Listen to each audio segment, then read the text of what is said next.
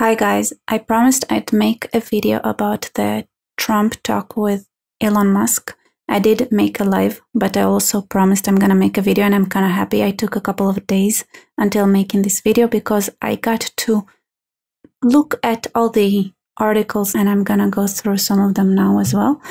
And I want to say that, god damn, they focus on nothing really. Oh, very disappointing. Anyway, I did a Google search where I was like, okay, so what were the key points in the conversation between Elon and Trump? And I tried all kind of search sentences to see what articles are popping up and whether they're saying. The vast majority, no matter what I put in the prompt, was like maybe the content was relevant, but I only opened the articles that I saw that had just even a little bit of a relevant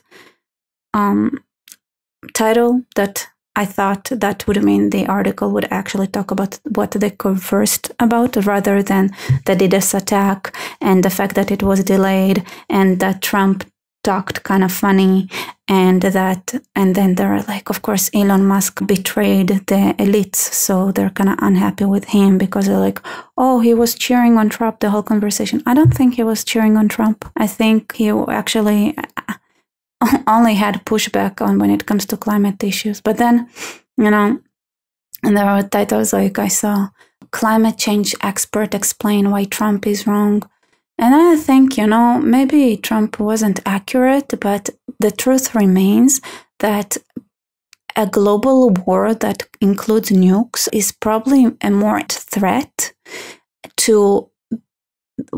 And by the way, if everybody would go crazy because everything would go expensive, and for the United States, it might seem like, okay, so you gotta bite the bullet, but there are countries out there and there are people out there, and even in the United States, I'm sure there are people that do not have that margin, right? And that is something that could explode. And, right now everybody has a red big, I don't remember who Trump said it on, that he has like a red button that is ready to push. And of course, at least somebody, I was like, I knew that somebody, but has to say that he was propping up Putin and Kim Jong-un, because it was like, yeah, like I saw they're real bosses, they're this and that. And like, oh, but seriously, like, oh, here, Trump and Musk praise this post to like Putin and Kim Jong-un. He didn't praise them. Not really. But I knew somebody would latch on that. And obviously latching on Trump insults Kamala while she beats him in the polls, which is sad for America. It's very sad if Kamala wins. It's not a win for anybody. And, just ask the Labour government now how it feels like to betray your people so much that it drives the population crazy. I just saw a video today of Keir Starmer trying to go to the pub, but the pub owner really doesn't want him there, so they start basically almost fighting, like physically fighting. Wow, being a persona non grata like that must be fun. And I don't, you did the same thing, right? You did the same thing with the Women March, where you had a great woman rights representative that like people who support Al-Qaeda and the Taliban, the best human rights representative ever. And people were like, they believed you. But then there is reality. And when the border policy is gonna start firing back big time, the more frustrated people will go. You're playing with fire, people. You're playing with fire. Anyway, right now, what you're doing is endorsing like all those titles. Like, of course, they endorse Kamala. But do you ever think about the fact, like, I bet they all have like resorts ready somewhere, but the world is not that big, people. Please think ahead. But I guess it's impossible right now because they're brainwashed, or like they never learned how to think, or they grow up in some, and the environment is so traumatizing that it takes away your ability to think, Very sad. Anyway, Musk's questions sounded more like hero worship. Here's the thing. I saw this article on BBC. BBC, ¿dónde estás? They fact-checked Trump. He didn't exaggerate enough the water rising crisis, you know. He like gave a lower number. And he might have exaggerated here and there. Like, for example, he said like bacon is 4 and 5 times more expensive and things like that. And they fact checked those things, right? And it's like, okay, so those are the fact checks you managed to bring. That's not impressive at all, to be honest. It's kind of where you'd expect. And also he said, oh, he's exaggerating with how many people are crossing the line. But they have actual data there. And then they talk about inflation and they show, but the graphs, they are supporting Trump because they show the difference between the time of Trump's presidency versus the time of Biden's presidency, and whatever Trump was saying, like just looking at the photos, just in the graphs, it's like you can see, oh, wait, everything was better under Trump. So I don't know if they think their readers are not capable of reading graphs, or somebody was like, you know what, I'm against this Kamala kind of conspiracy of trying to get somebody that would run America and the world into power, but I cannot like state it out loud. So I'm just gonna bring the facts, and I do it very like obviously, like look at those beautiful graphs that show that Trump had it way better, managed the America way better, and everything was better under Trump. And maybe the readers were gonna get to be like, actually Trump is better. And that's the only way you can present information that goes against the status quo. So whoever wrote it might have been like, you know what, I'm gonna fight against the system from the inside. And that is a very sophisticated way to do so. Politico, Trump's interview with Musk develops into another X catastrophe. I guess this is also about the DDoS attack, blah, blah, blah. Here's a News Nation. Musk asked Trump about assassination attempt. Okay, so what I brought up is the fact that he, like, for example, praised the crowd for not causing a stampede, you know, because when there is shooting, it's kind of scary. But no, all the credit giving that Trump did, nobody, they're not going to mention that. But what did they do mention? Following the shooting, Trump said, I'm a believer now. I'm more a believer of God.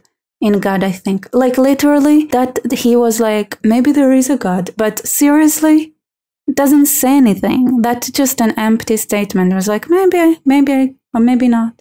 Maybe I was just like, you know, it's like, yeah, it was miraculous. It was very, very, very like a real miracle that he survived. So it makes sense for him to say something like that, but I wouldn't read too much into it, like not enough to actually address it, because I feel it like for those who feel like it's important, whether Trump believes in God or not, which I really think, like, come on. If that's what you all care about, then no wonder it's easy to fool you all. Because just because somebody believes or doesn't believe in God, that doesn't mean anything. I made a whole video about it, about what's God. It doesn't mean much unless you actually start asking about what's important to you and what's not, you know? Anyway. It just misleading, because it really was an unclear state. Maybe tomorrow morning you'll be like, nah, I don't really believe in, like, because it's such an come on. Why? Trump says illustration of Harris looks like Melania. Okay. He was joking because she had so much Photoshop. Trump addresses immigration. He did. Okay, so this is with the crossing. Many try to say, okay, it's not that bad, but even if it's not that bad, it's still pretty bad. I think he did exaggerate with the numbers there, though. But it's really hard to know how many crossings are there, I guess. Yeah, Trump praises President of Argentina. Yeah, he is great. Actually, to be honest, that's kind of fair that they brought it up. Musk endorses Trump. By the way, Elon Musk also invited Kamala Harris to come on X to have a conversation. That would be something I wouldn't want to listen to. Maybe, yeah, no, I cannot imagine any shape or form where I wouldn't suffer. Oh, Elon Musk, Trump X interview. This was a coup, by the way. It was a coup. What Kamala did to Biden was a coup. Somebody brought it up, which is interesting. And this is Mint. So Elon Musk, Donald Trump, Exender, this is a coup. During the interview, Trump discussed a wide range of topics, including the recent incident at Pennsylvania rally, addressing the issue of immigration. By the way, wasn't Vice President Kamala Harris responsible for the immigration? She did a lousy job. And nobody asks her anything about it, of course. Okay, so more criticism. It's not bad. It's not bad, to be honest. This is the best focus that I had that I saw thus far. Okay, so here is by The Hill. 5 takeaways from the Trump-Musk conversation on X. Trump avoids major missteps. Yes.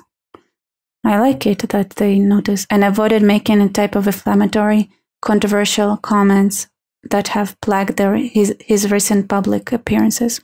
I didn't listen to everything he said, but yeah, he was doing a good job. This is something I also mentioned in my life, but still gives the Democrats a fodder. Musk seeks to nudge Trump on policy. It's interesting. Another event. So they brought all the metadata. They didn't really talk about the actual things that they were said. They just brought the metadata. The only thing that, so where is something? It's literally like basically just talking about metadata, not really about anything that has to do with what was being said. But it's something. Oh, well, that's it. I got tired. This is disappointing, but expected. Thank you so much for watching. See you later.